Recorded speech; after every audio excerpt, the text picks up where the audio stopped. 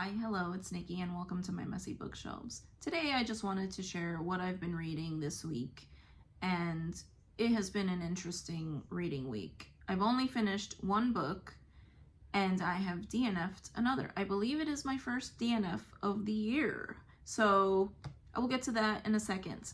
But the book that I did complete was The Time Machine by H.G. Wells. This is one of my TBR veterans, so I was very happy to finally get to it. And I had been wanting to read this ever since I read and loved The War of the Worlds. So now I think I am an H.G. Wells fan, like hardcore, because I loved this. This was very fun and also for such a tiny little book, it was very deep, in my opinion, because we have a Victorian scientist known as the Time Traveler in the book, and he travels to the very far distant future. It was, I think, the year 802,000 and some change. And he travels to a world much different than the one that he lives in. He comes into contact with a race or a species of little human-like creatures that are very pretty and childlike, and all they want to do is frolic in the sunshine, pick flowers, and eat fruit. He very quickly realizes that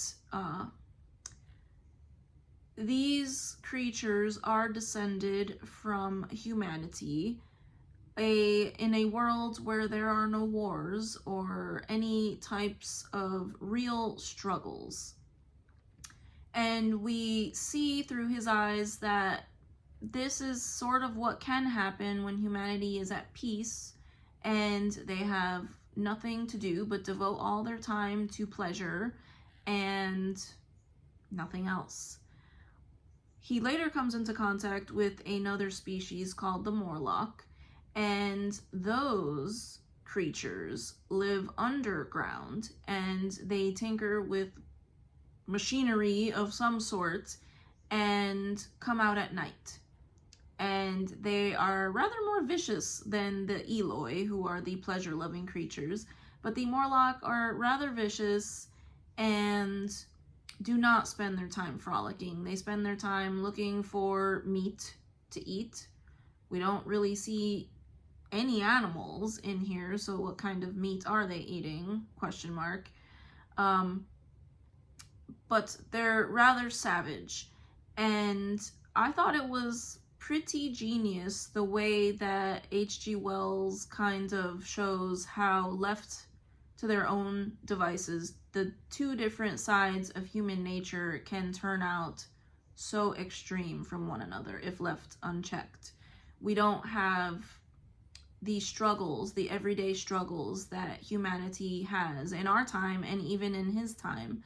So we have the pleasure-loving Eloi, who are fragile and vapid and very cowardly as well. And then we have the Eloi, who just want to satisfy their basic urges for meat and live below ground and whatever else they do down there. So I thought it was pretty genius. I loved it, and I love anything to do with time. And yes, I plan on reading more H.G. Wells after this one. So this was a definite win for me. The next book, which is the one that I DNF'd, is this lovely book right here. So I made a mistake. I planned on reading Sanditon in July, and what I thought this was Sanditon, written by Jane Austen, with an ending written by, Kate Riordan, and that is not what this is. Whatever this is not Jane Austen. This book, upon further research, and if I had looked at the blurb at the top, I would have realized this myself, but it's neither here nor there. This is a retelling of the TV adaptation, which in its turn is based on the Book of Sanditon, or the unfinished Book of Sanditon. So this is not Jane Austen's writing. It is very clearly not Jane Austen's writing. So very early on I realized this is not anywhere near the level of quality of Jane Austen's writing. So we have very, very shallow, superficial characters, and a ton of them.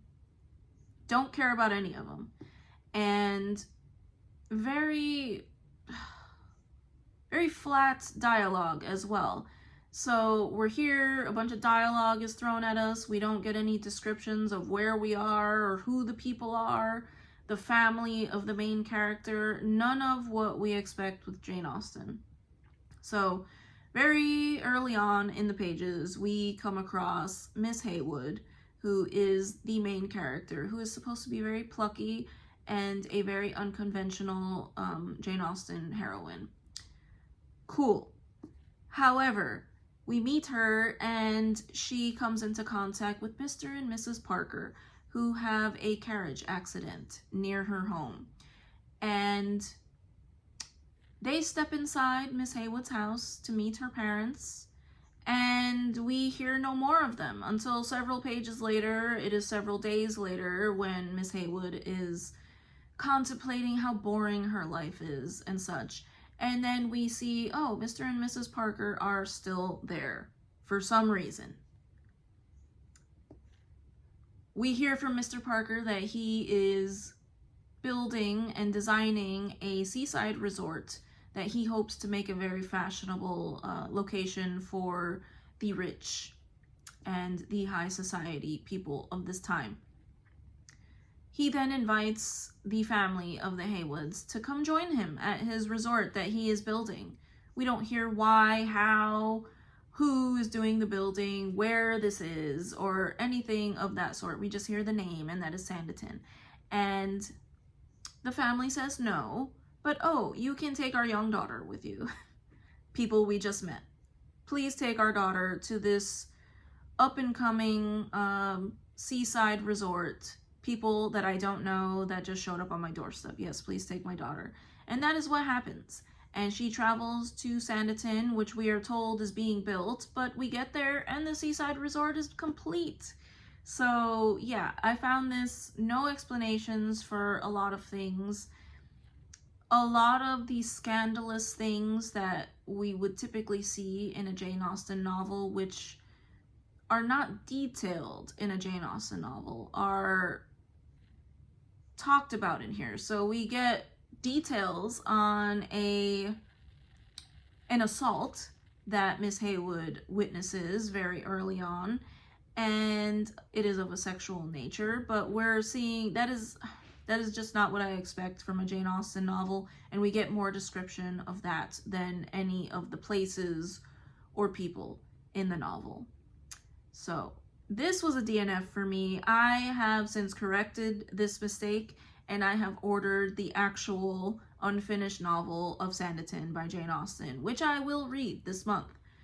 But this was not it. So I apologize if you like this book. It just wasn't for me. I thought it was very shallow. Maybe on its own, had I not been expecting a Jane Austen novel, I may have liked it a little bit better. Even then, I thought it was very unbelievable.